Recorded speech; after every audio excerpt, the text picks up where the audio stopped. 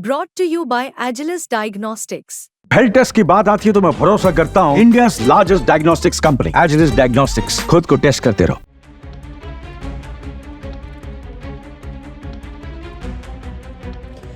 बांग्लादेश की पूर्व प्रधानमंत्री शेख हसीना भले ही बांग्लादेश छोड़कर भारत आ गई हूं, लेकिन मुसीबत है कि उनका पीछा नहीं छोड़ रही। देश छोड़कर भाग चुकी शेख हसीना के लिए मुसीबत मानो पीछे पीछे उनके दौड़ रही हो। हालांकि वो तब तक सुरक्षित हैं जब तक कि वो भारत की धरती पर मौजूद है। दुनिया भर के देशों के साथ सहयोग की उम्मीद में शेख हसीना आखिरकार भारत में ही टिक कर रह गई। शेख हसीना इस समय भारत के अलावा किसी पर भरोसा नहीं कर सकती, क्योंकि शेख हसीना इस समय बांग्लादेश के लिए मोस्ट वांटेड मर्डरर बन चुकी हैं। जी हां, शेख हसीना अब बांग्लादेश की मोस्ट वांटेड हो चुकी हैं।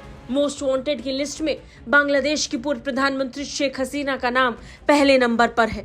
और अब बांग्लादेश की एक अदालत ने पुलिस को पूर्व प्रधानमंत्री शेख हसीना और 23 बाकी लोगों के खिलाफ हत्या के मामले की जांच रिपोर्ट भी 28 नवंबर तक सौंपने का आदेश दे दिया है। बड़ी बात यह है, बांग्लादेश सरकार ने जो आरोप शेख हसीना पे लगाए हैं वो हत्या से जुड़े हुए थे।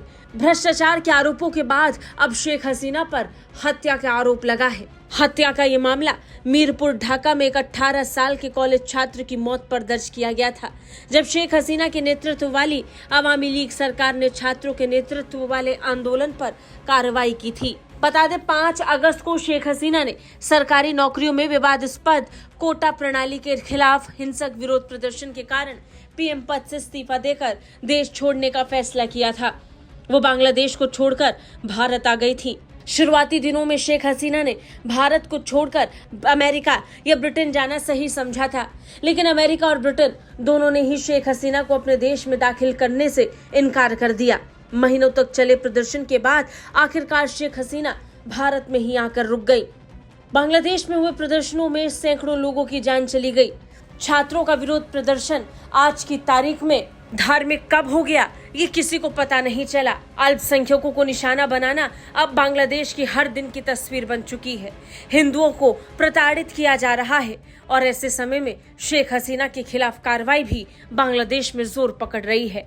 बांग्लादेश की पूर्व प्रधानमंत्री शेख हसीना के अलावा पूर्व गृह मंत्री असदुज्जमा खान, अवामी लीग के महासचिव अब्दुल कादर, पूर्व कानून मंत्री अनीसुल हक और पूर्व पुलिस महानिरीक्षक चौधरी अब्दुल्ला अल मामून इस मामले में आरोपी हैं।